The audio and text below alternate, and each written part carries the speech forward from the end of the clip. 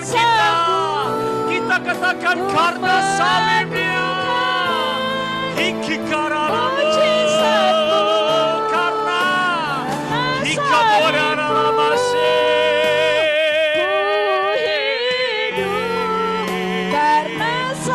Biarkan dunia mendengar ini. Kami memproklamirkan di keluarga kami, di anak-anak kami, di hidup kami. Hikaralamo, sekali lagi katakan.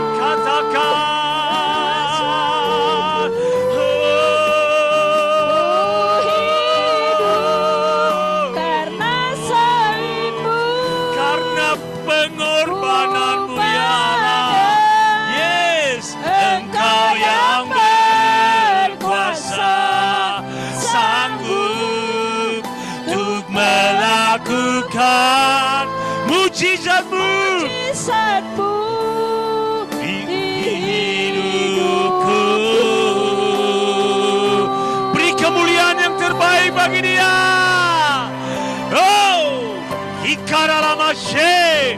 Segala hal-hal yang mendistra iman kami, segala kuasa baik di langit, di bawah langit, apapun itu, kami menghancurkannya di dalam nama Yesus Kristus Tuhan. Ikenemo, haleluya. Kami bersama-sama dengan Kristus, dengan kuasa Roh Kudus, kami menghancurkan setiap kuasa-kuasa baik di langit, di bawah langit. Kami menghancurkannya di dalam nama Yesus Kristus Tuhan. Hiaralamashi, hikaralamu, amin. Tuhan, kalau hari ini kami memperingati kebangkitan-Mu, tidak sekedar berbicara tentang kebangkitan saja, tapi kami mengalami, kami tinggal di dalamnya, kami memilikinya. Untuk kami boleh menyatakan di tengah-tengah dunia ini, Tuhan, kami bersyukur kepada-Mu. Tidak ada yang mampu, Tuhan, yang sanggup mengerjakan itu di tengah-tengah dunia itu. Tidak ada, Tuhan, yang rela mati dan bangkit kembali untuk menyelamatkan kami. Dan bukan hanya kami, tapi seluruh umat manusia, ya Allah kami. Bapa, terima kasih. Kami bersyukur. Kami mau, Tuhan, ketetapan ini mengalir dalam hidup kami hari ini, mulai detik ini. Bagi anak-anak kami, bagi orang-orang terdekat kami, dimanapun mereka berada. Firman Tuhan katakan, saudaraku, Tuhan ingatkan saya, Yohanes 7, barang siapa yang percaya kepadanya, maka dari dalam hatinya akan mengalir aliran-aliran air hidup. Itulah yang firman Tuhan katakan. Apapun kondisi kita, apapun situasimu, apapun yang kita alami, apapun itu, Allah akan mengalirkan kehidupan melalui hidup kita. Allah tidak menahan-nahannya, Allah tidak menunda-nundanya, karena Dia Allah yang tidak pernah berutang apa-apa. Bapa, terima kasih. Terima kasih Tuhan, kami bersyukur kepada-Mu. Dan seluruh dunia akan mengalami, mengerti tentang kasih yang mengalir itu, Tuhan. Bapak, terima kasih. Kami bersyukur kami ada hari ini sebagaimana kami ada. Kami berdiri di tahta-Mu bersama-sama dengan Roh-Mu. Di dalam kekuatan kuat kuasa-Mu, Tuhan. Kami mau terus tinggal di dalam Engkau. Kami mau terus, Tuhan, mengalami Engkau dan mengalirkan kehidupan-Mu di tengah-tengah dunia yang gelap ini. Siapapun kami, Tuhan, terima kasih untuk seluruh jemaat Tuhan yang bersama-sama dengan kami, baik di onsite maupun di online. Kami berdoa untuk gembala kami, Mbak Yus, berkati kehidupan dia. Bapa, kami berdoa seluruh hidup kami, dan hari ini urapi hamba-Mu. Hamba tiada apa-apanya, tapi berbicaralah kepada kami di tengah-tengah dunia ini hari ini, untuk kami boleh melihat perjanjian-Mu dinyatakan bagi kami Tuhan. Terima kasih, urapi kami, urapi hidup kami. Di dalam nama Yesus Kristus Tuhan kami berdoa dan mengucap syukur. Sama-sama kita katakan, beri kemuliaan buat Tuhan kita dulu, amin. Yes. Bapak Ibu yang terkasih, shalom semuanya. Yang di online, mungkin Mbak Yus pasti ikut lah ya, salam Mbak. Saudaraku, selama sebulan ini saya pelajari, gereja sedang berbicara tentang keindahan rumah Tuhan, saudaraku ya. Dan saya boleh kutip semua topik-topik ibadah. Mungkin saudara dapat pelajaran gitu ya, tentang misalnya gereja adalah tubuh Kristus. Gereja adalah tubuh Kristus, saudaraku. Kemudian dikatakan gereja mempelai Kristus, ya saudaraku ya. Kemudian gereja adalah bangunan Allah dan gereja keluarga Allah. Dan hari ini, topik bulan ini saudaraku, saya akan mengakhirinya adalah gereja adalah laskar Allah. Berbicara tentang laskar saudaraku, saya cari kata yang sama, saya cari apa arti laskar Allah gitu saudaraku ya. Saya mencobanya dan saudaraku yang terkasih, kata laskar tidak ada memang di dalam Alkitab. Jadi yang adalah prajurit gitu katakan saudaraku. Laskar memang dulu waktu ada seorang, saya coba di Google juga ada pembahasan tentang laskar, kata laskar ini. Jadi supaya kita mengerti dan kita tidak salah saudaraku. Jadi tiba-tiba jujur Mbak Yus pasti tahu topik ini tentang laskar Allah, dan saya jujur sebulan ini saya coba menguliknya saudaraku, tapi saya mau mengajarkan bukan berarti menentang tema, tidak. Tetapi saya ingin memperjelas kepada kita sebagai umat Tuhan bahwa kadang-kala kan ada topik gitu saudaraku ya. Tapi kadang-kala topik itu yang sepertinya benar bagi kita saudaraku ya. Tetapi ketika kita mengulik terus saudaraku, maka kadang-kala itu sebenarnya mendistrak iman kita. Ada saudaraku, makanya butuh tuntunan Roh Kudus ketika kita belajar firman Tuhan saudaraku ya. Jadi kata laskar ini dulu kan kita laskar Kristus katanya anak kecil gitu saudaraku ya.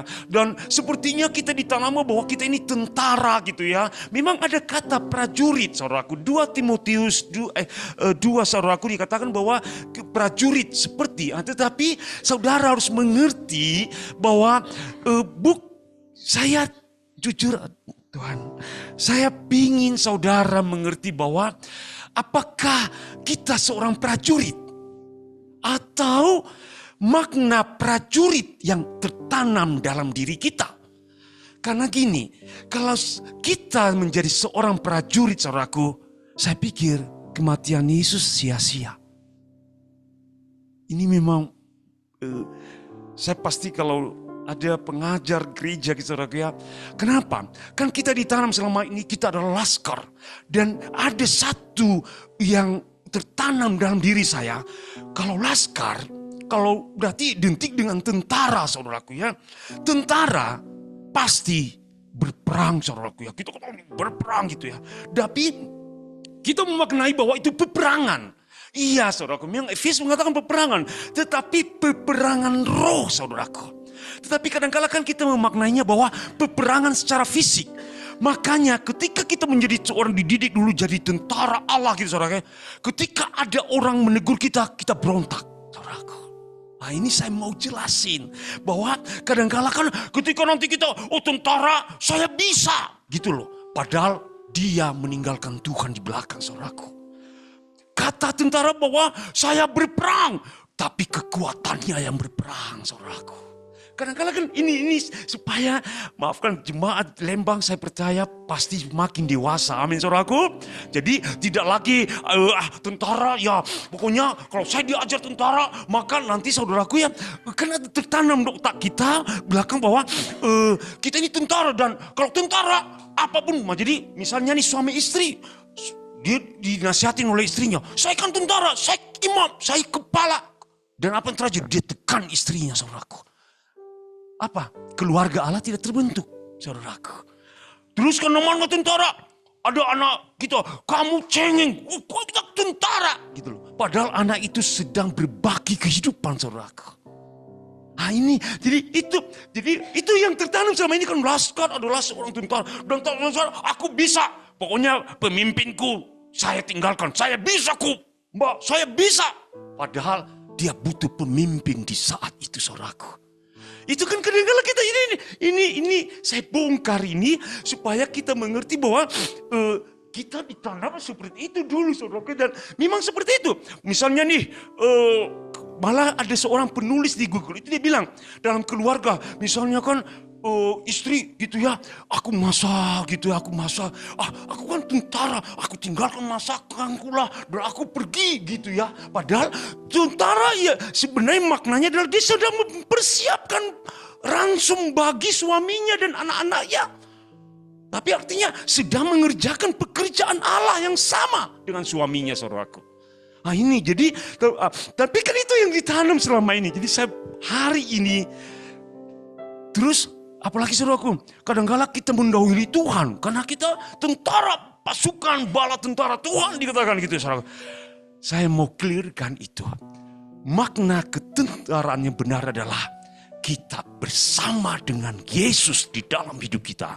Dan Roh Kudus menuntun kita setiap hari, saudaraku, untuk menghancurkan iblis di tengah-tengah yang menguasai dunia ini, saudaraku.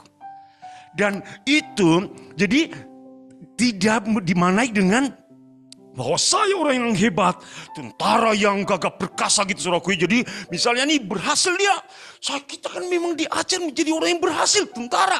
Padahal orang-orang dulu menderita, saudaraku, dalam pelayanan mereka. Bahkan tapi harus berhasil gitu kan. Harus berhasil kita kan tentara. Tertuduh jadinya, saudaraku. Itu kan karena ada satu dimensi yang tertanam bertahun-tahun dalam hidup kita. Tapi hari ini saya mau jelasin, kita laskar atau tentara atau prajurit Allah bukan lagi mengambil bagian seperti orang terpisah dengan Kristusnya, saudaraku. Tapi kita bersama-sama dengan Tuhan, bahkan Tuhan sudah menjadi prajurit yang hebat bagi kita. Dia mati di kayu salib, saudaraku. Itu maksud. Jadi kita berlindung, makanya orang bilang berlindung di balik salib Kristus, saudaraku. Itu akan dahsyat lagi. Yesus yang utama dalam hidup saya. Yesus yang paling utama. Lebih dalam lagi, saudaraku. Sehingga nanti saya jelasin pikiran kita. Jadi tadi pagi misalnya ada SMS, saudaraku. Ada SMS, tiba-tiba orang ini meng-SMS saya. Saya sedang jam 4 subuh, setengah 4 saya duduk diam, saudaraku ya. Saya ketika saya memaknai ini ada misalnya suatu keadaan. Terus saudaraku, keadaan itu berbahaya lah. Saya menanggapinya bagaimana? Saya membuktikannya dengan cara sehingga saya mengerti. Kalau tadi kan, saya atasi. Kayaknya orang ini, ada masalah ini dan atasinya seperti ini. Kan biasa seperti itu, saudaraku. Tapi tadi pagi saya mau Yesus berpikir apa tentang orang itu? Perasaan apa yang dialami Yesus ketika orang ini menghadapi pergumulan ini? Sehingga jadi Kristus itu semakin nyata, saudaraku. Dan itu terjadi, saudaraku. Sehingga saya diam, saya tidak berpikir seorang tentara dulu, prajurit yang langsung beri jawaban. Saya hamba Tuhan, saudaraku. Dan pasti ada jawaban lah buat orang itu. Tidak, saya berpikir tenang. Kristus, apa maksudnya ini? Kristus, bagaimana engkau menanggapi orang? Bagaimana? Dan caranya bagaimana Kristus menangani orang itu? Tepat nanti, saudaraku. Ada satu kesaksian nanti yang akan saya bagikan. Tapi hari ini, saudaraku, ini gambaran awal. Jadi jelas, saudaraku ya, pengajaran saya hari ini tidak membuat kita, karena tentara, saudaraku, Yesus sudah mati bagi kita. Hari ini dia bangkit pun. Dan kita kalau ada misalnya katakan kita prajurit, sebenarnya kita buka dulu lah, saudaraku ya, 2 Timotius. Ini kata prajurit yang disebut oleh 2 Timotius 2 oleh Paulus ini. Jadi saudaraku ya, lihat judulnya di atasnya.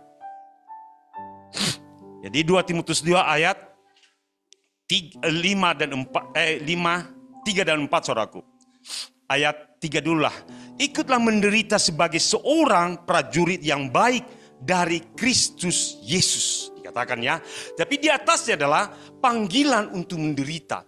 Kan pengajaran selama ini, kita prajurit. Saya ingin mengkelirkan hari ini. Mengkelirkan itu. Saya nggak tahu bagaimana dogma gereja tentang prajurit ini di GKKD. Tapi Tuhan ingatkan saya, kelirkan itu. Jadi maksudnya ini adalah kita memiliki sikap saja siap sedia, saudaraku ya. Relakan hati berperang gitu ya. Tetapi kita adalah, kalau saya bilang kata, sebenarnya bukan hanya prajurit lagi kita. Kalau hanya prajurit, percuma Yesus mati saudaraku buat kita. Tapi Yesus tidak pernah membuat dirinya menjadi prajurit. Tapi Yesus itu selalu dia bilang, guru, sahabat, Allah, saudaraku. Amin. Itu saudaraku ya. Jadi dia tidak pernah. Tapi kenapa Paulus menuliskan ini? Kalau kita lihat sejarah kitab ini saudaraku, Timotius ini. Timotius ini sedang menghadapi orang-orang yang keras kepala saudaraku. Dia masih muda. Makanya dia bilang seorang prajurit, siap-siap sedia ya Timotius kalau engkau menderita apapun. Jadi kita harus memaknai diri kita bahwa prajurit yang siap menderita. Tetapi bukan, jadi gimana ya menyimpulkannya. Jadi Yesus adalah sudah mengambil kita menjadi anak saudaraku.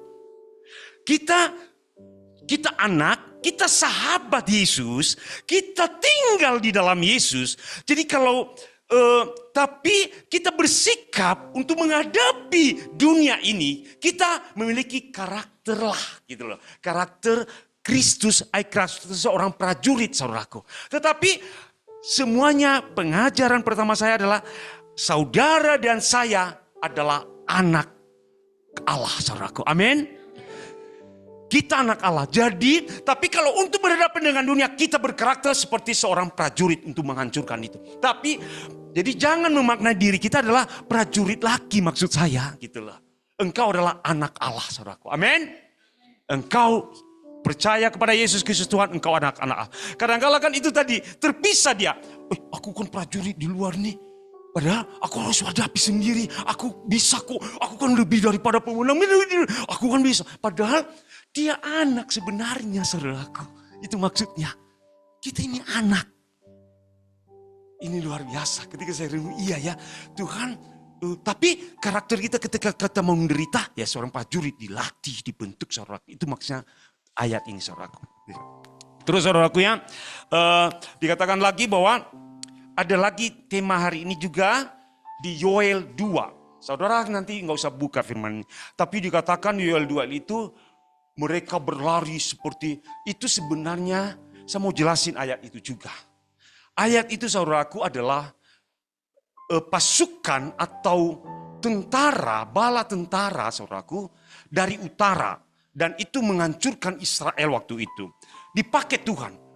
Kan kadang-kadang kan kita pakai Yoel itu. Kita buka Yoel 2 saudaraku.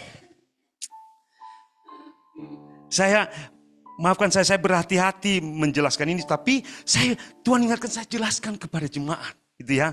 Yoel 2 saudaraku. Dikatakan kan inilah ya. Ayat 1, ayat 2 lah saya baca dulu. Suatu hari gelap gulita dan kelam kabut. Suatu hari berawan dan kelam pekat. Ini tema yang dikasih oleh gereja saudaraku ya. Saya nggak tahu siapa yang mengusulkan tema ini. Seperti fajar gunung-gunung berbentang. Suatu bangsa yang banyak dan kuat. Yang serupa itu tidak pernah ada. Kan kita sering diberi ayat ini saudara ya. Sejak purbakala dan tidak akan ada lagi. Sesudah itu terus dia katakan di depannya api memakan habis. Terus di belakangnya nyala api berkobar. Tanah di depannya seperti Taman Eden. Tetapi di belakangnya padang gurun tandus. Dan sama sekali tidak ada yang dapat luput. Saudaraku kalau baca ayat ini seperti bersemangat kita saudaraku. Tapi hati-hati baca ayat ini saudaraku. Kenapa? Dikatakan ya, rupanya seperti kuda dan seperti kuda balapan mereka berlari. Dia katakan, lihat ya, tanah di depannya seperti Taman Eden. Dia buat memang berhasil. Tapi di belakangnya menjadi luka saudaraku.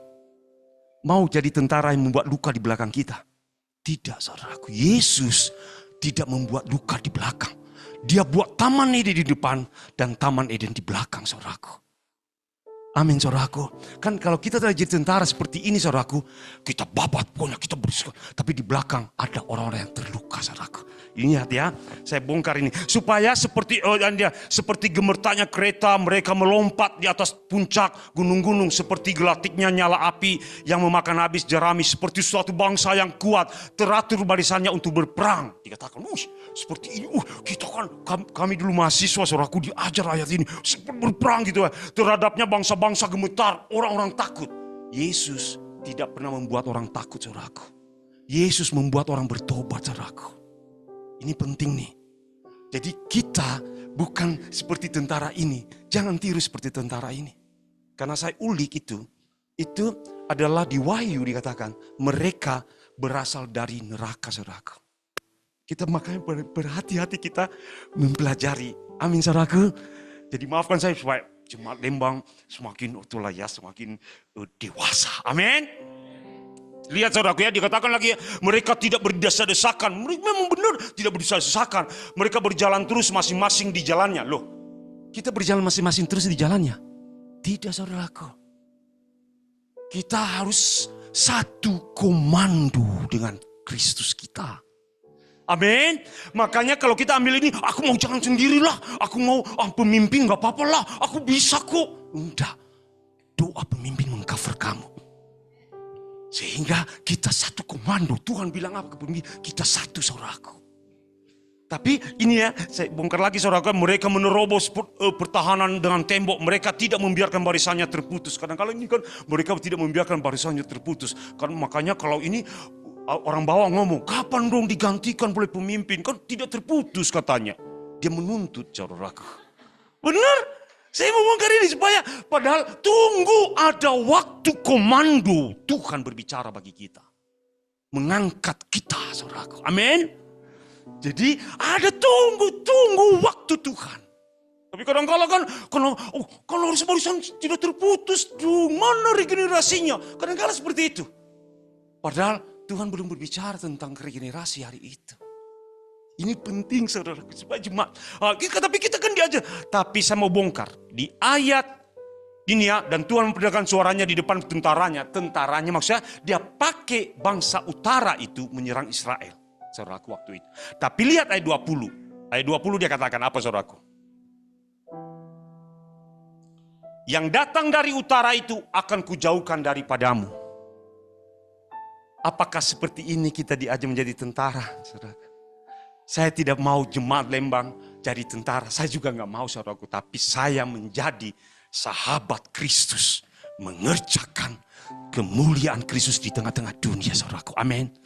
Sehingga saya, tapi mentalitas mungkin nanti kita ambil aja. Oh, mentalitas ketahanan, mentalitas latihan, disiplin, oke.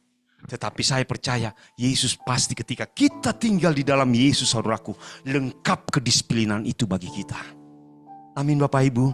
Makanya tinggal terus di dalam Yesus. Tanya terus kepada Yesus. Tanya terus. Kenapa? Dia akan ngajar kita nanti kok. Disiplin di dalamnya.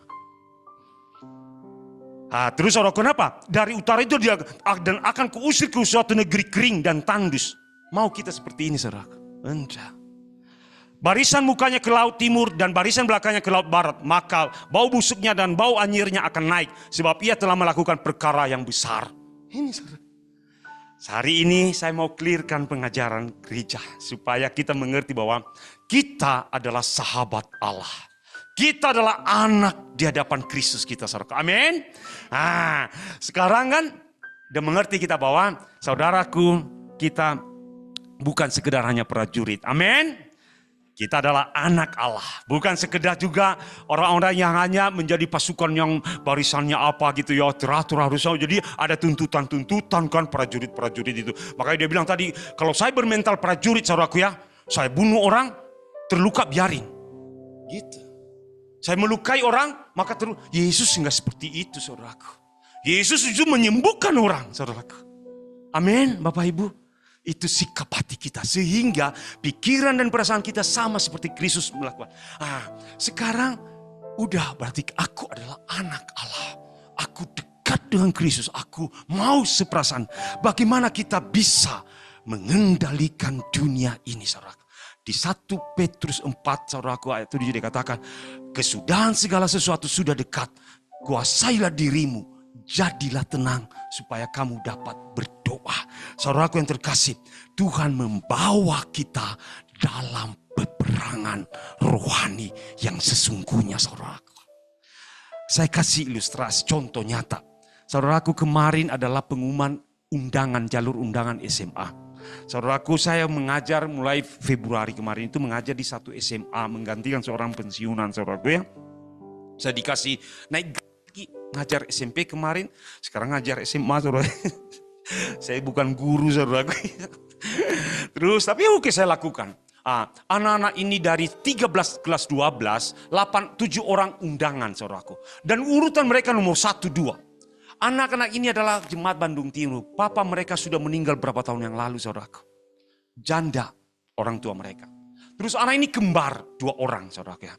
Terus pengumuman tanggal 26, jam 3 sore itu, merah mereka, saudaraku. Merah, tidak lolos ITB dua-duanya.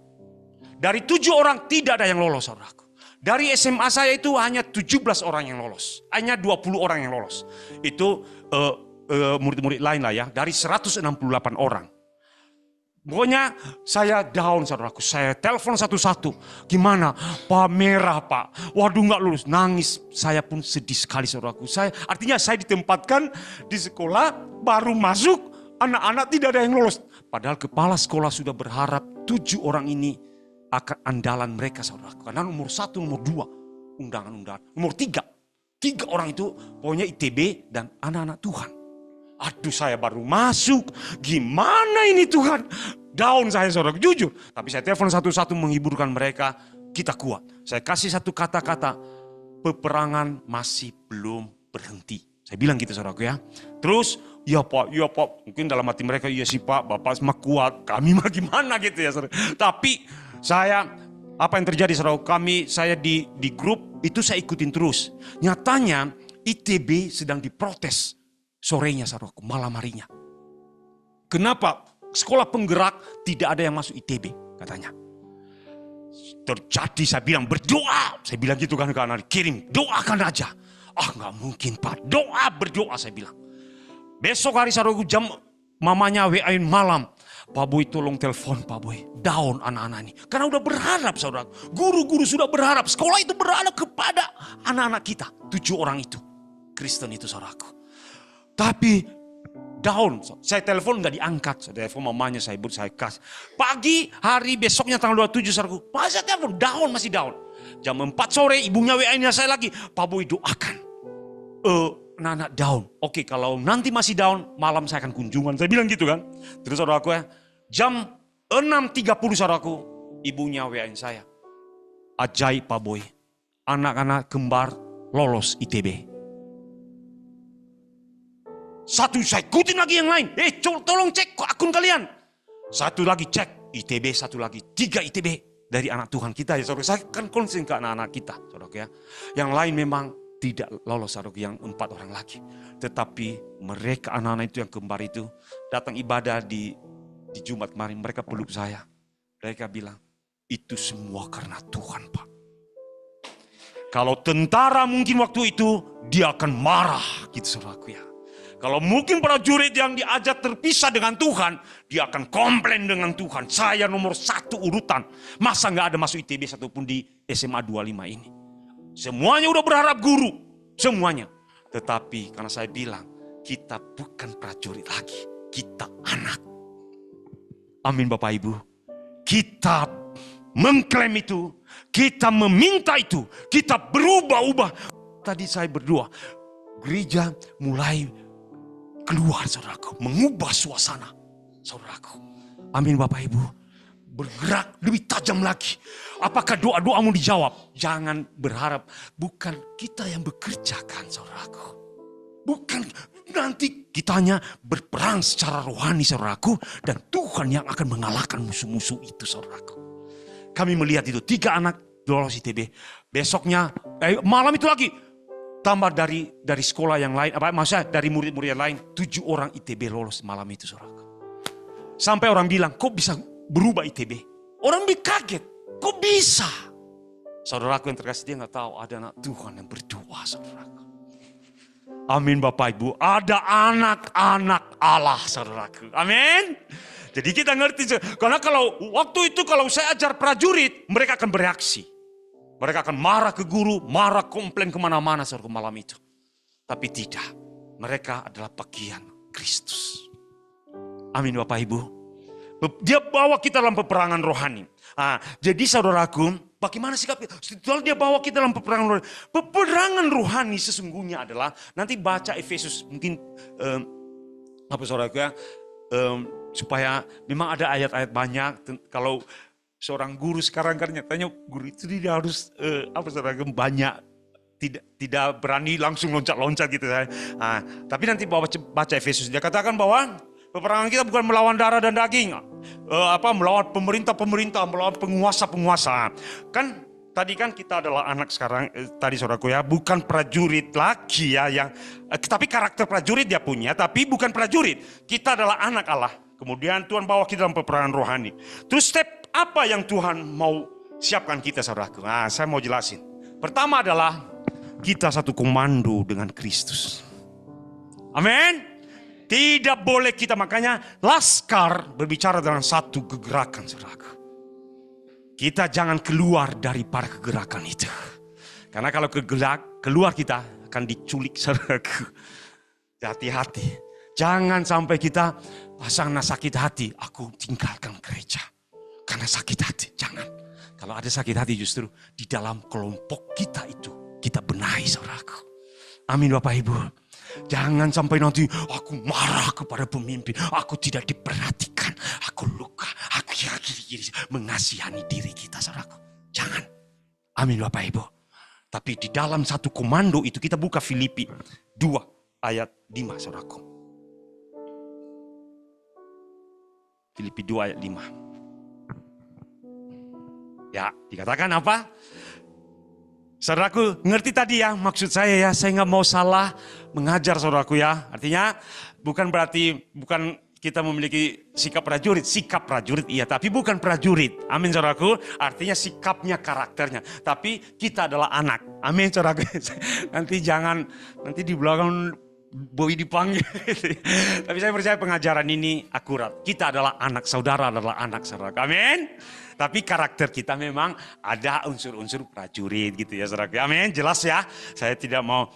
Jadi dia katakan apalah satu komando. Dia katakan ayat 5. Hendaklah kamu dalam hidupmu bersama menaruh pikiran dan perasaan yang terdapat juga dalam Kristus Yesus, yang walaupun dalam rupa Allah tidak menganggap kesetaraannya dengan Allah itu sebagai hak milik yang harus dipertahankan, melainkan telah mengosongkan dirinya sendiri dan mengambil rupa seorang hamba dan menjadi sama dengan manusia. Jadi gini, kalau tadi pengajaran saya adalah prajurit saudara, kontradiksi dengan hamba dong. Itu maksudnya. Jadi kita, tapi hamba pun di sini adalah karakter, sikap. Tetapi kita adalah tetap anak, saudara. Amin. Nah gitu ya. Jadi dan dalam keadaan sebagai manusia ia telah merendahkan dirinya dan taat sampai mati, bahkan sampai mati di kayu salib. Jadi satu komando itu berbicara tentang apa? Kita memiliki perasaan, keinginan, kemauan sama seperti yang Kristus mau, saudaraku. Jadi kita memandang segala hal dari sudut pandang Kristus. Kita melihat tanaman kita mungkin belum berhasil, Pak Gultum bilang belum, kok gagal. Tapi kalau dia lihat dari segi prajurit, maka aku akan babat semua ini gitu kan. Gitu. Kalau melihat seorang hamba, aku jadi aku kan. Jadi tapi kita melihat sebagai aku disiplin menanamnya. Tetapi aku memandang perkara itu seperti Yesus memandang, ada sesuatu yang besar akan terjadi. Amin Bapak Ibu, ini yang Tuhan mau. Tuhan pingin kita naik level, saudaraku. Gereja mau naik level untuk melihat sudut pandang apa kasus-kasus apa. Kasus apa yang terjadi, pembunuhan di mana-mana. Tuhan maunya apa sih? Sehingga kita semakin berdoa, Tuhan maunya apa? Kalau kita pergi, jadi saudaraku, kami kan jualan alpukat, saudaraku ya. Jualannya bagaimana caranya? Kami nggak punya alpukat, kami nggak punya kebun gitu ya. Tapi di Pangalengan itu saya punya teman tukang. anaknya saudaraku. Jadi saya tawarin dulu, terhadap istri ada 50 kilo. Saya 50 kilo, kadang-kala ada pesan. Baru saya pesan, ada 50 kilo, ada. Dia kirim lah. Kami jual hari itu, lumayan lah bisa untuk ongkos gitu saudara. Hari itu habis kami antar, ada yang ngambil, udah selesai. Terus satu waktu anak ini kirim, bukan saudaraku. Terus sebulan lalu dia kirim bareng dengan istrinya. Tapi kemarin waktu minggu lalu itu dia kirim, Pak, dia duduk, saya kasih duduk di kursi. Aku sedih Pak, aku gagal. Dia bilang, kenapa? Aku gagal atau kenapa? Istri saya mau cerai Pak, dan kami cerai. Mau meneteskan air mata. Dalam pandangan saya, Kristus mau ngomong apa? Istri mulai berdoa. Saya tahu gerakan kalau kami penginjilan harus berdoa saudaraku ya. Kenapa? Kadang-kala punya hikmat saya sih bisa. Tapi doa istri luar biasa saudaraku. Mendorong saya untuk mengerjakan sesuatu. Kalau tidak dia berdoa. Tapi hari itu kami gak terlalu kuat untuk beritakan malam hari itu saudaraku. Udah dia mulai nangis. Karena dia buru-buru. Aku mau pulang lagi Pak. Aku gagal Pak. Istriku meninggalkanku. Mertua curut campur gini-gini semuanya. Dan saya cerai Pak. Aduh, saya bilang. Tapi satu waktu dia pulang, dia keluar dari rumah. Satu waktu saya mau ngobrol dengan kamu ya. Karena bapaknya dulu saudaraku sama ibunya pernah masuk di Bandung Selatan itu. Saudaraku yang terkasih, saya yakin satu hari kelak orang ini akan menerima Yesus Pak Tuhan. Dan saya sudut pandang saya tidak mengaku kamu sih enggak kerja keras, kamu sih enggak. Kalau prajurit tadi harus kita lawan kalau gitu kan. Enggak, saudaraku. Tapi hati belas kasih Kristus mengalir saudaraku. Sudut pandang Kristus, komando kita adalah Yesus saudaraku. Dan kita selalu melihat keadaan hidup kita. Hari ini aku gagal, tapi Yesus bilang apa bagiku? Amin Bapak Ibu. Hari ini aku tidak bisa, tapi Yesus bilang, aku pasti bisa, berarti aku kerjakan lebih lagi. Saudaraku yang terkasih, saya percaya itu akan membuat kita melihat masalah, tidak takut lagi. Melihat keadaan, tidak kerasa gerusuk, tidak khawatir, tidak bersungut-sungut, tidak saudaraku. Kenapa di Wahyu dikatakan siapa yang tidak maju masuk kerajaan surga? Orang yang bersungut-sungut, orang yang berkeluh kesah, saudaraku. Tapi ketika kita menghadapi masalah justru Yesus bilang apa? Jadi kita mengambil keputusan untuk dekat kepada komandan kita saudaraku. Kepada Kristus kita saudaraku. Dan kita melihat itu. Yesus bilang apa? Yesus bilang apa? Bagaimana cara Yesus? Bagaimana melakukannya? Jadi kita ingat Yesus ketika ketemu yang berzina, dia mengampuni. Ketika orang ketemu orang buta, dia sembuhkan saudaraku. Ketika orang mengantar orang lumpuh, dia tidak bilang, weh kalian ini gimana? Enggak, sembuh hari itu saudaraku. Selalu sudut pandangnya luar biasa Yesus itu. Amin Bapak Ibu. Ketika kita melihat apapun, sekecil apapun pergumulan, sekecil apapun keadaan, mungkin kita juga diberkati saudaraku. Kita harus melihat sudut pandang Kristus itu saudaraku. Dan itu akan luar biasa. Amin Bapak Ibu. Kedua, apa yang Tuhan lakukan saudaraku. Dan perlu kita lakukan sebagai umat Tuhan. Saudaraku yang terkasih, kadang-kala kan gini. Saya dapat ini saudaraku jujur, saya terinspirasi aja kepada seorang pendeta. Ketika dia, tapi saya analisis itu, kata-kata itu benar saudaraku.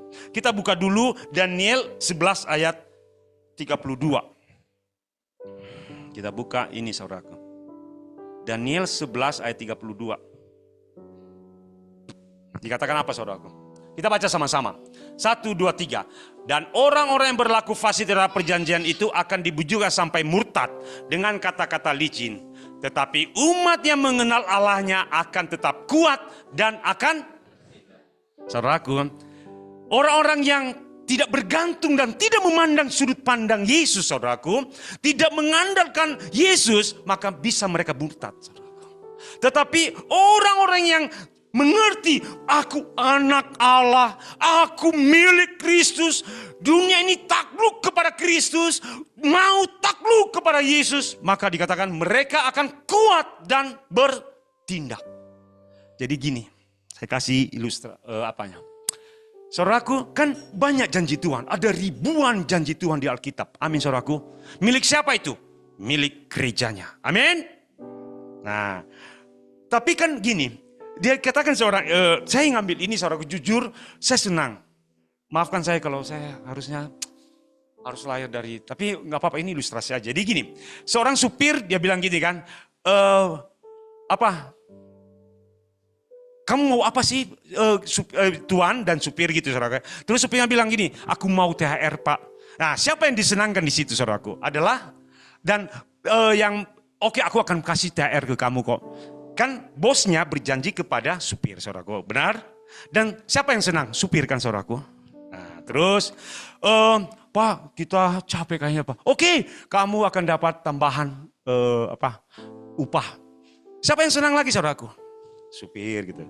Dan janji-janji itu pasti supir pegang. Benar saudaraku?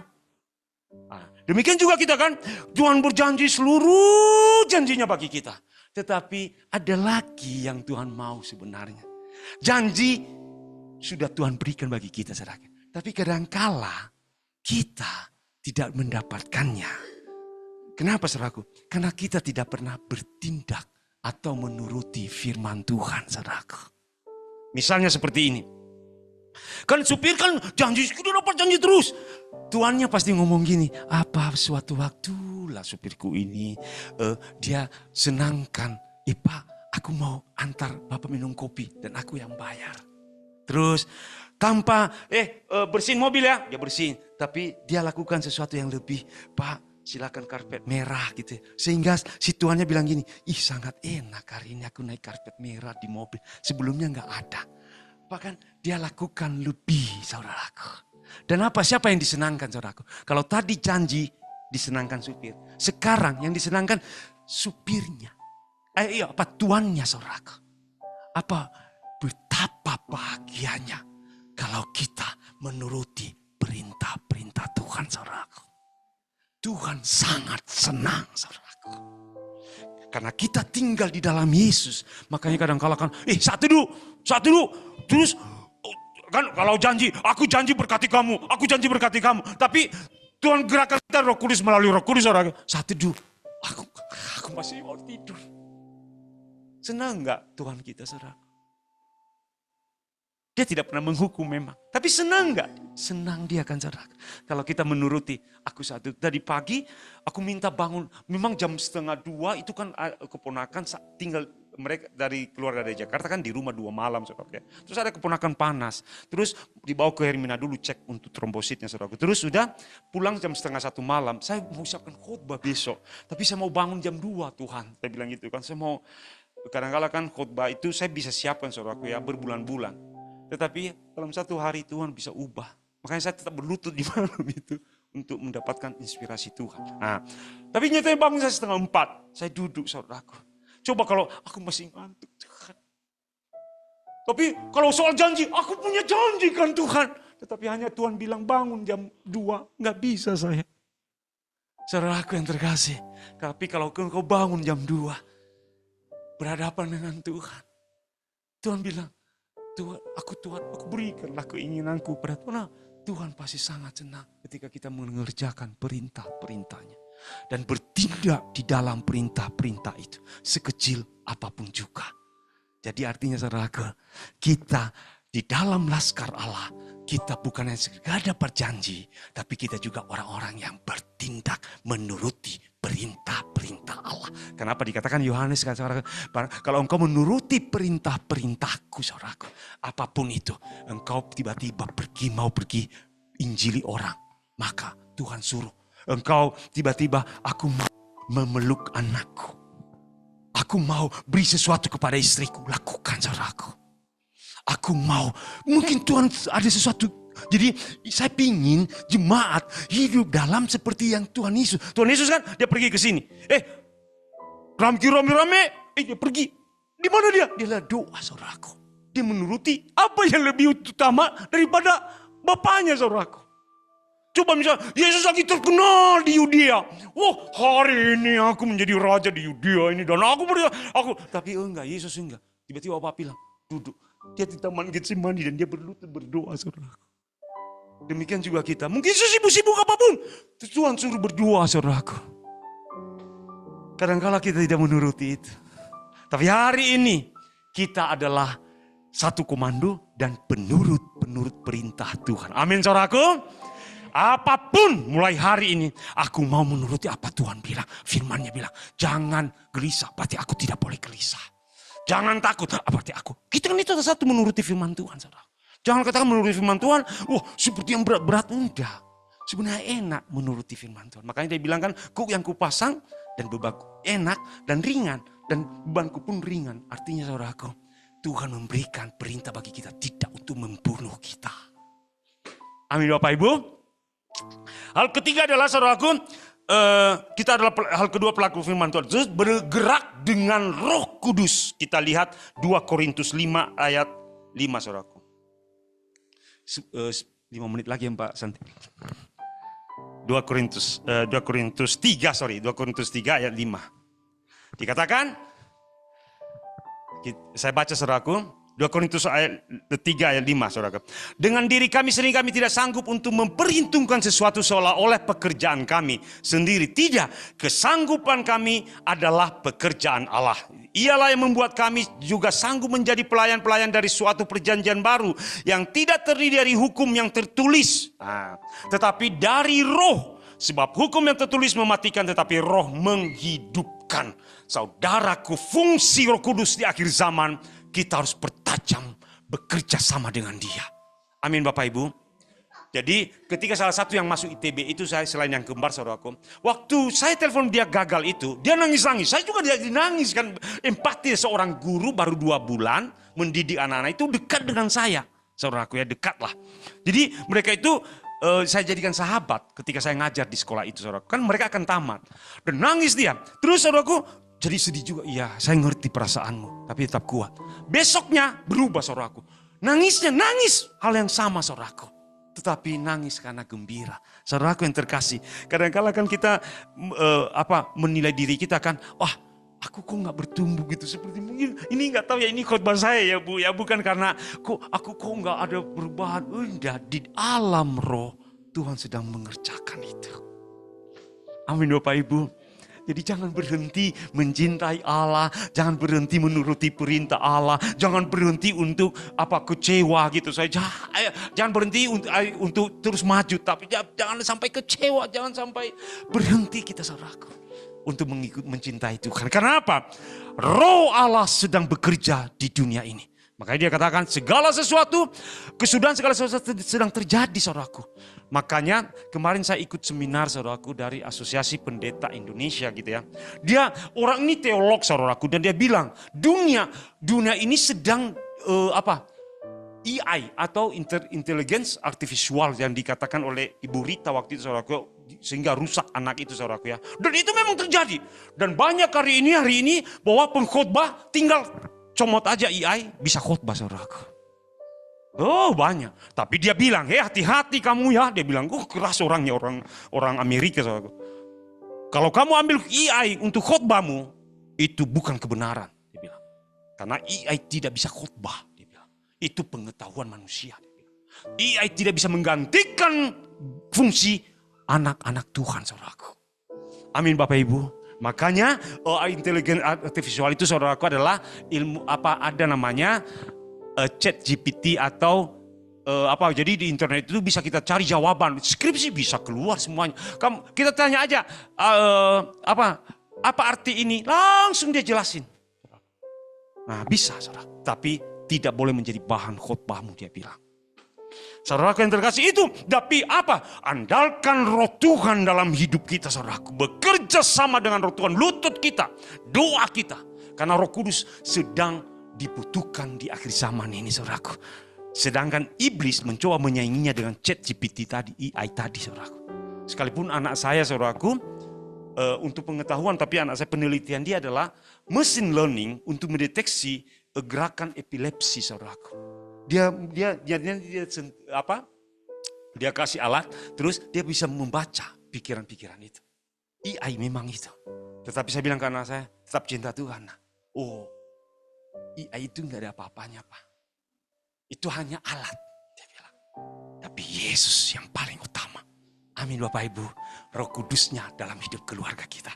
Hal keempat saudaraku dia katakan. Apa saudaraku? Jadi bergerak dengan Roh Kudus sudah jelas saudaraku ya. Adalah Tuhan mau kita naik level di dalam kondisi rohani apapun yang kita alami. Amin Bapak Ibu. Kenapa Tuhan? Jadi gini, zaman kan semakin hancur saudaraku. Jadi seperti ini ya. Kan ada satu ilustrasi. Ini misalnya ini jurang maut saudaraku ya. Hari ini ada gereja yang menipu saudara. Ya, dengan apa? Khotbah dengan ChatGPT gitu saudara. Dengan artis bisa dimunculkan gitu saudara semuanya gitu ya. Sampai nanti kalau khotbah pun wah dengan hebatnya orang. Tapi masuk ke dalam gereja itu langsung masuk jurang. Hati-hati kita di akhir zaman ini anak-anak kita kalau kita tidak siapkan dengan tindakan firman Tuhan saudaraku. Berdoa bagi mereka dengan Roh Kudus saudaraku. Masuk ke gereja itu, langsung masuk. Mati saudaraku. Tetapi bagaimana gereja bersikap saudaraku untuk itu? Kita berarti kalau dunia semakin hancur saudaraku, kita semakin dekat dan bertumbuh di dalam Kristus. Amin Bapak Ibu. Kita buka 2 Korintus 3 ayat 18 tadi. Lanjut ke bawahnya. Ya, dia katakan kita baca sama-sama. 1, 2, 3. Dan kita semua mencerminkan kemuliaan Tuhan dengan muka yang tidak terselubung. Dan karena kemuliaan itu datangnya dari Tuhan yang adalah roh, maka kita diubah menjadi serupa dengan gambarnya dalam kemuliaan yang semakin kecil atau semakin besar. Saudara. Artinya kata besar ini hati-hati kita jangan bilang wah semakin sombong. Enggak, dia ingin kepenuhan Kristus itu mengalir terus dalam hidup kita saudaraku. Dan kalau kepenuhan Kristus nanti, saya sedang pelajari seorang hamba Tuhan saudaraku ya. Sampai nanti Paulus seperti Paulus, dia jalan, sapu tangannya dikasih sembuh saudaraku orang lain. Tulangnya Elia aja, dikubur kan Elia dikubur di satu gua saudaraku. Tiba-tiba ada perang gitu ya, ada mayat gitu, ada orang Filistin ngejar bangsa Israel, mayat itu dibuang ke kuburan Elia saudaraku. Apa yang terjadi? Orang itu saudaraku. Artinya apa? Satu keadaan nanti kelak, gereja yang sedang bertumbuh saudaraku, akan banyak miracle demi miracle. Akan terjadi banyak mujizat demi mujizat. Kami mengalami itu. Dalam pelayanan kami jujur, sorry yang berat saudaraku. Tapi kami mau mengalami dalam hidup keluarga saya juga berat saudaraku. Jujur. Tapi saya mengajar 4 sekolah hari ini. Saya punya kelas internasional yang tidak mungkin menjadi mungkin saudaraku. Saya pernah cerita di tempat ini. Saya ngajarnya 3 orang murid saya. Tinggal 2 pun nanti saudaraku karena mau tamat. Tapi saya di situ saudaraku. Saya bisa masukin program Ausbildung anak saya. Ibu Kenzi mungkin RR gitu ya Rudi Rusel. Saya masukin ke program kurikulum sekolah itu. Dan diangkat sekolah itu menjadi kelas internasional saudaraku. Siapa saya saudaraku. Terus kalau ke Pak Boy ditarget 12 orang aja tahun ini katanya ya. Kalau lolos 12 orang saudaraku, saya dikasih ruangan ber-AC. Padahal siapa saya? Saya digaji oleh 2 tempat, 1 sekolah itu dan 1 lembaga Rudi Ruzelnya saudaraku. Dan saya lagi promo hari ini. Kelas di sekolah itu tidak pernah ada kelas internasional. Tidak ada unggulan. Tapi hari ini kelas internasional. Kelas internasional. Jadi mereka senang saudaraku. Siapa saya? Tidak ada apa-apanya. Tapi Tuhan bisa melakukan miracle dalam hidup kita. Jadi kadang-kala kan kita meminta miracle-nya. Tuhan sudah berikan. Janji Tuhan pasti terjadi. Apa yang kamu ikat di bumi akan terjadi. Tetapi ada satu keadaan Tuhan mau kita saudaraku. Tinggal dan memuliakan Kristus itu hari demi hari. Amin Bapak Ibu. Tuhan mau itu. Tuhan menginginkan itu. Sehingga kalau kita pun makan perjamuan nanti saudaraku. Ada miracle menyembuhkan kita. Amin saudaraku. Menyembuhkan siapapun yang di samping kita saudaraku. Mungkin ada yang sakit. Tadi keponakan sakit. Saya bilang mau ke dokter. Tapi dalam nama Yesus engkau telah sembuh. Tadi pagi segar sarapan saudaraku. Nanti dicek trombositnya. Saya percaya tidak akan turun. Kenapa? Ada miracle. Kami punya seorang janda saudaraku. Terus tua dioperasi di 3 minggu bulan lalu. Sebulan lalu. Kami temanin di Santosa. Jatuh dan operasi leher saudaraku. Terus malam itu ketakutan dia. Kami doain, kami temanin sampai mau operasi. Dalam nama Yesus. Saudaraku yang terkasih. Selesai operasi.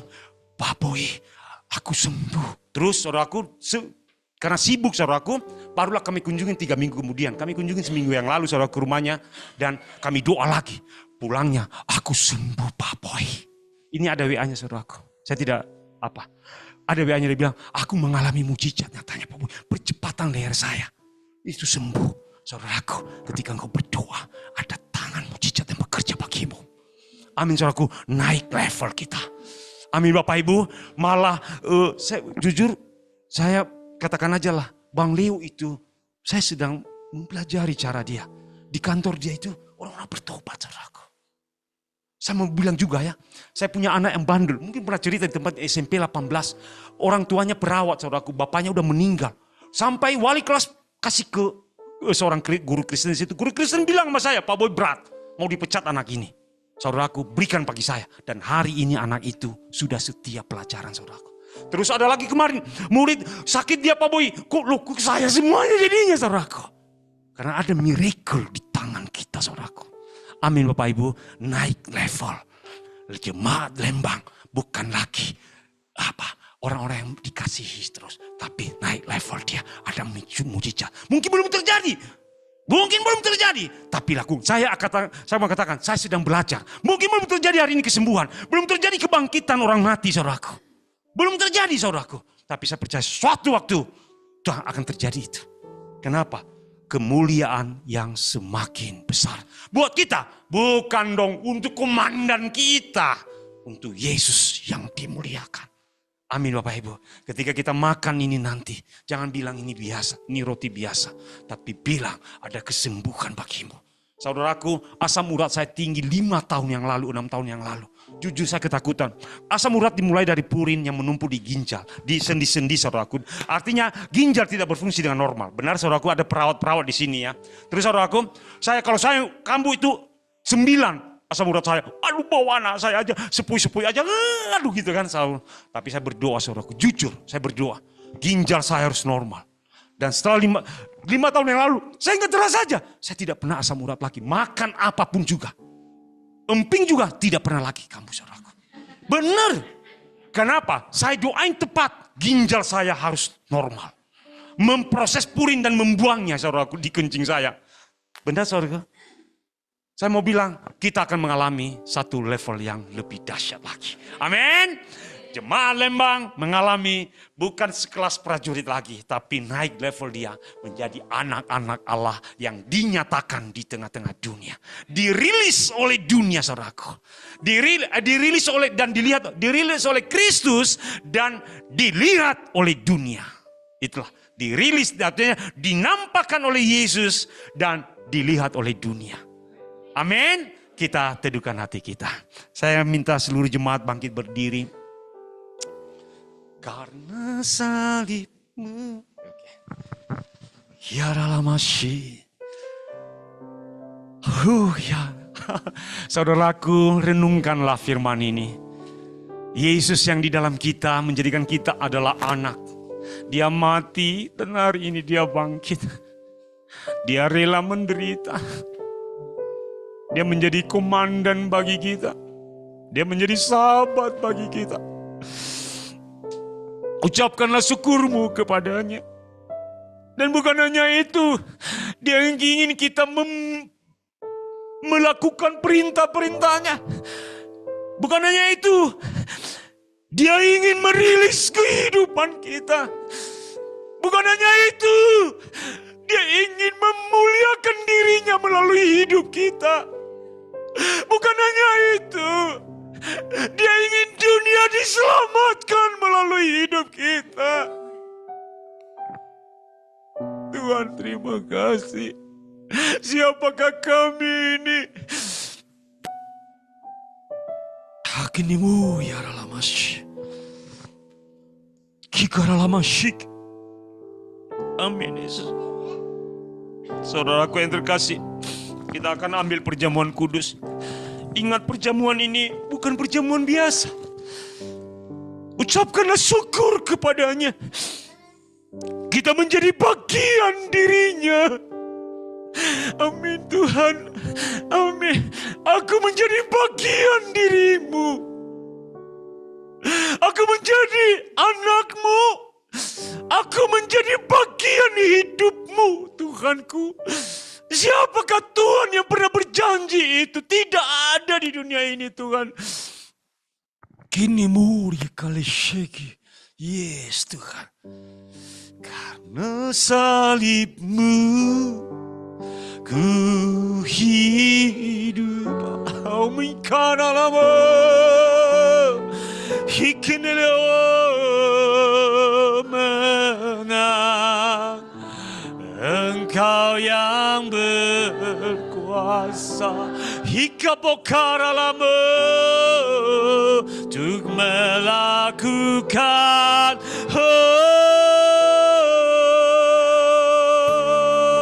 karena salibmu. Hekekara lama. Amin.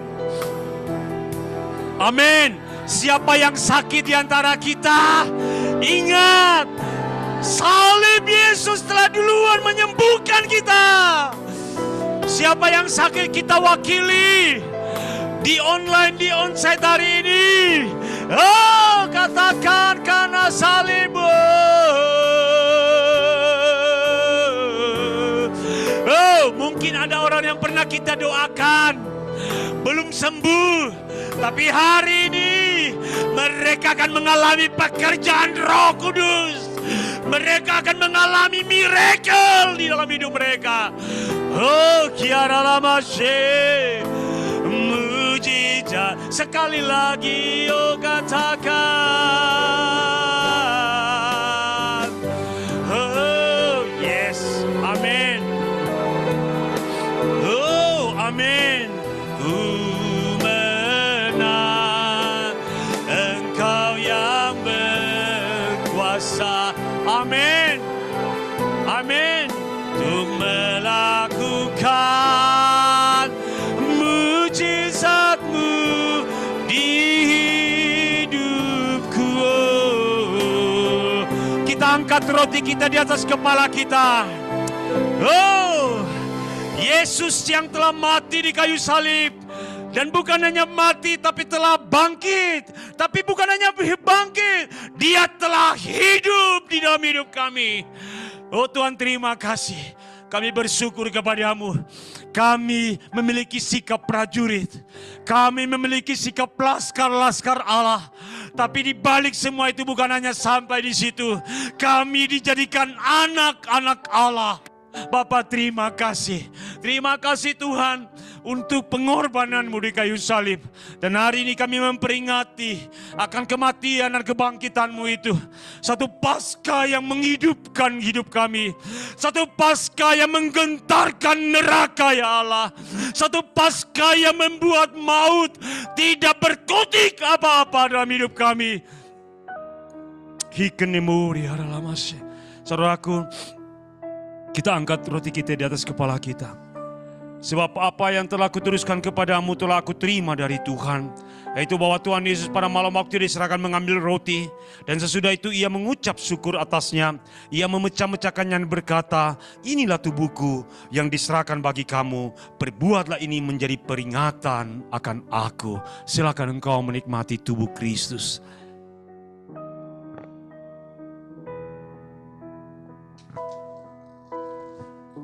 Kita buka anggur kita.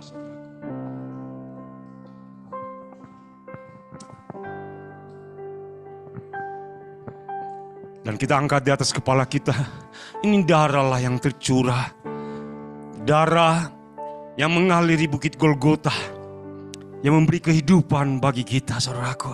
Dan bukan hanya bagi kita, tapi bagi seluruh umat yang percaya kepadanya. Hari ini kita angkat darah Kristus di atas kepala kita dan kita berkata, demikian juga yang mengambil cawan sesudah makan, lalu berkata, cawan ini adalah perjanjian baru yang dimeteraikan oleh darahku. Perbuatlah ini setiap kali kamu meminumnya menjadi peringatan akan aku. Silakan engkau menikmati darah Kristus. Dan ucapkanlah syukurmu kepadanya.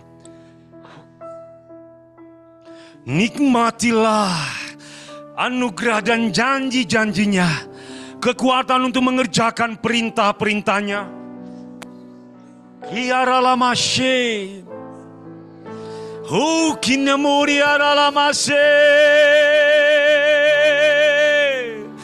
Ketika kita keluar dari ruangan ini, Tuhan sedang merilis kita untuk menyembuhkan orang-orang sakit. Tuhan sedang merilis kita untuk membangkitkan orang yang lemah. Tuhan sedang merilis engkau. Tuhan sedang mengutus engkau dimanapun engkau berada. Di dalam ekonomimu, di dalam hidupmu, di dalam pekerjaanmu, di dalam anak-anakmu. Apa yang tidak pernah kamu lihat, Tuhan akan tunjukkan kuasanya bagimu. Apa yang tidak pernah terlintas dalam pikiranmu, Tuhan akan jawab doa-doamu. Kiralamo ye, oh kiaralamase. Yes, amin. Oh Tuhan, terima kasih. Terima kasih Tuhan. Terima kasih Allah kami. Terima kasih Tuhan, terima kasih. Haleluya Tuhan. Bapak terima kasih ketika kami keluar dari ruangan ini. Pengurapan Allah menyertai kami. Kami bukan sekedar prajurit biasa, tapi kami lebih daripada itu semua Tuhan. Karena janji-Mu dalam hidup kami. Saudaraku, jangan pernah engkau takut dengan perjanjian Tuhan. Jangan engkau pernah ragu untuk mengerjakan perintah-perintah Tuhan. Allah sanggup mengerjakannya dalam hidupmu. Kita akan pulang menyelesaikan ibadah kita hari ini. Arahkan matamu dan hatimu kepada Yesus. Kiaralamase. Allah mengurapi engkau. Allah membuka pintu-pintunya bagimu. Allah mengurapi engkau, baik yang ada di luar kota, dimanapun engkau berada di kota ini. Anak-anakmu diberkati, keluargamu diberkati, pekerjaanmu diberkati. Apa yang engkau kerjakan, kemuliaan Allah menyertainya. Allah menyertai engkau dimanapun engkau berada. Allah mengurapi engkau. Allah menjamah engkau sampai kemuliaan Kristus nyata dalam hidupmu. Dan engkau dibawa di dalam kemuliaan yang semakin besar. Pulanglah dengan damai sejahtera itu. Allah Bapa menyinari engkau. Dan Kristus membawa engkau dalam kemuliaan demi kemuliaan. Dan Roh Kudus membantu dan menolong kita mengerjakan pekerjaan-pekerjaan Bapa. Bapa terima kasih. Terima kasih untuk firman-Mu, hamba-Mu. Tiada apa-apanya. Tuhan terima kasih. Terima kasih untuk jemaat-Mu. Dimanapun kami berada di Singapura, di luar kota. Tuhan sedang bekerja bagi kita. Tuhan sedang melakukan bagiannya. Kita pulang. Kita menyelesaikan ibadah ini di dalam nama Yesus Kristus Tuhan.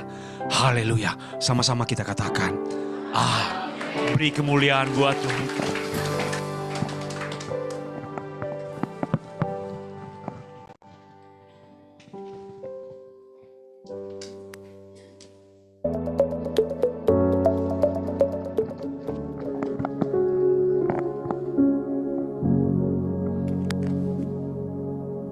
Shalom saudaraku, bulan April ini kita belajar bagaimana keluarga kerajaan Allah. Iblis tidak suka melihat keluarga rohani yang rukun, diberkati, dan unity. Iblis berusaha untuk mati-matian membuat ketidakrukunan, ketidakbersatuan terjadi. Karena ada kebaikan, ada keindahan menurut Mazmur 133 ayat 1. Ketika semua kita duduk bersama, diam dengan rukun. Karena itu Tuhan merindukan kerukunan terjadi di tengah-tengah kita. Lewat Ibrani 13 ayat 17, marilah kita belajar. Taatilah pemimpin-pemimpinmu dan tunduklah kepada mereka. Mengapa kita harus taat kepada para pemimpin?